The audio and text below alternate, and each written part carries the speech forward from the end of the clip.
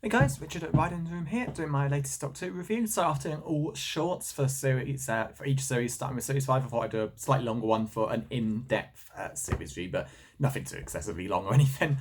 So, go straight to it. So, of course, this is 2010. This is a complete changeover. Massive change to the way the show was done. So, like Rusty Davies, showrunner, left, and David Tennant and the 10th Doctor along with him. So, we've got Stephen Moffat, who wrote some of the best episodes of his run, which get insert for future showrunner. I can't imagine they even needed to apply. I imagine he just was given the job. So yeah, he basically took over, and so let's go to it. So series 5 follows the same template as Rusty Davies eras. You've got your modern day, you got your future, you got your past episode. You've got your two-parters in like the middle towards the end, all of that as well. Still following the same structure for this series in that sense, but in a way, other way, it feels completely different. So Matt Smith, age 27, when he's either got the job or was first appeared as the Doctor. Either way, he's the youngest actor so far, and he does such a good job. I mean, yeah, I was never bothered that he was exceptionally young, although it was a surprise, as at that time he's only 2 years older than I was. No, scratch that. He was nearly, over. Yeah, I was 24 at the time, nearly 25. But yes, and of course, the great thing is he really nailed the idea of like an old man in a young body, and even better, he felt so alien. Like watching David Tennant's 10th Doctor, he's like could pass for a normal guy fairly easily. That's the one cannot whatsoever. Along with like the nutty professor look. Yeah, he's just got such a hilarious costume.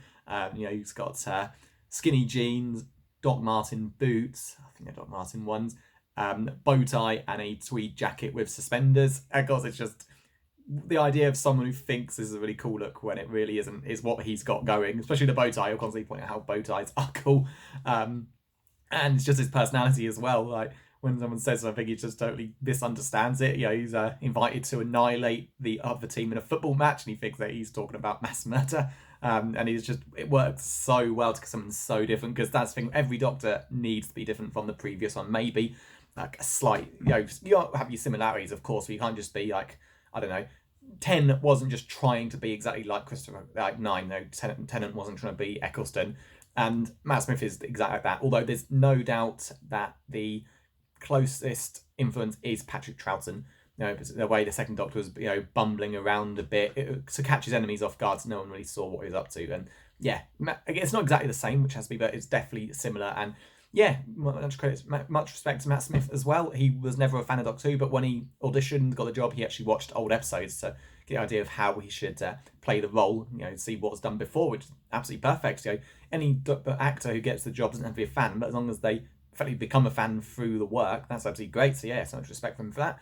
And of course, you've gone back to the same structure from basically the young, good-looking female companion. Although this time she's not London-based, which is good. She's actually from the actress Karen Gillan, who's gone on to do amazing things since Doctor Who as well, as Scottish, and yeah, she's in a town of Ledworth. I can't remember where it is, but either way, it's not London. And yeah, it's so it seems at first like you follow the same basic structure as normal, but it's really not. So yeah, best way to describe this era, particularly this series, is as a fairy tale. There's a lot of like the magic of something happening. Like you, effectively, let's just jump straight to the end. The Doctor has to sacrifice himself to save the universe, and she remembers him back to life. It's something I can't imagine ever happening in the Rusty Davies era, or even anything before New Doctor Who yet, because of the tone of Doctor Who being so fairy tale like. It works really, really well, and that's absolutely got this going. So yeah, other things. Notice it in the first episode, very bright and colourful. I don't think it's just the like being shot in HD for the first full series. Cause some of Dave Tennant's final episodes were, yeah, they had a different feel. Yeah, it's just something about it. Like a lot of the effects, like what the first episode is a lot of like focus on like giant eyeballs and cameras panning around like from what people are looking at. So there's a lot of stuff like that in there.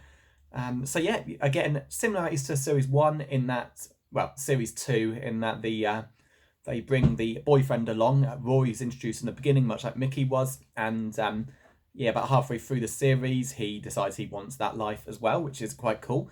And unlike Mickey, they actually kill him off halfway through. Again, none of us dies to save the Doctor, and yeah, and even worse, Amy loses all memory of him, because the main arc in this series, again, same structure. It's kind of like one long running thing. The words bad wolf in series 1, in this case, cracks in time appear. Amy lives in a house that's clearly far too big for her and an aunt, so that she had her entire family swallowed up by this crack in time, and effectively it erases memories, and it's a very convenient way to kind of reset the show. Like, Amy has no idea what a Dalek is. Like, they of course they appear straight away, episode 3, and Doctor's like, tell them, Amy, they haven't rated your home enough, and it's like, never heard of them. And he realizes, and it's a convenient way, like how no one remembers a giant Cyberman walking around in Victorian London for David Tennant's second to final Christmas episode. Yeah, quite convenient, but it doesn't feel like it's used as a way of, let's just erase everyone's memories of all the events of Doctor Who. So it's not quite that extreme, but it works really well.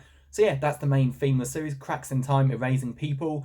So let's get to the wrap this up with getting to like the finer details. So Daleks come back, obviously. The Cybermen do, but only briefly. Really, they just appear as like a minor villain in the finale.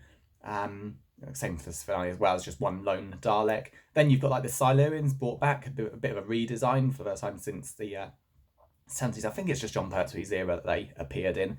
And there's no Master, there's no other Time Lords. There's even a vague mention. I just want to quickly skim through what happened. The Doctor mentions how when Amy asks like their others, like he's like, no, it's just a bad day, they're all gone, and they like quickly ignore what happened. So they're kind of like trying to avoid all that stuff. And Daleks, Silurians. The finale does actually bring pretty much every species back. Basically, every Dalek, every species makes an alliance. All the Doctor's enemies work against him, because they work out the cracks in time are what the TARDIS will do. The TARDIS will blow the entire universe up, and they're convinced the Doctor will do it. So they just lock him in this box where he can never get out of. And of course, he does a bit of a timey-wiminess, because this series is all much like Stephen Moffat's style. It's all about using time travel for a lot more than just going forward or backwards in time, and it works well, although there's some big questions. And by the end of the series, Rory gets resurrected in pretty much in a similar way, with the cracks in time all being closed.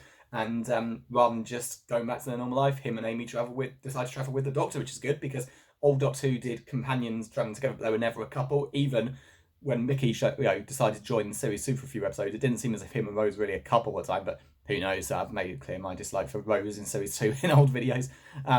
That's series 5. So perfect reboot. It just feels a lot more optimistic. Like, Tennant's Doctor was not very happy at the end. I mentioned it in a couple of episodes. Here, it's all about a fresh start and him actually being a lot happier. And a lot of people still say series 5 is the best or one of the best. And it may not be as scary as other episodes. You've got plenty of death in there, like these vampires or like these like fish creatures and take on human form, like kill a bunch of people. Daleks obviously disintegrate a few people as well. Although it's not enough. And you can say, you got death, but it doesn't feel as scary as older seasons do, despite famous horror writer Stephen Moffat being in charge of the show, but that will change in future ones. But really, really recommend it, and I apologise for this glare. Filmed this pretty much at the same time yesterday, and it wasn't this bright because it wasn't sunny, but what can I do? I need to much better lighting, really. I'll find a way to maybe do something like that. Okay, but so I hope you enjoyed it. So along with all the YouTube shorts or bite-sized videos, I'm going to do slightly long ones for these.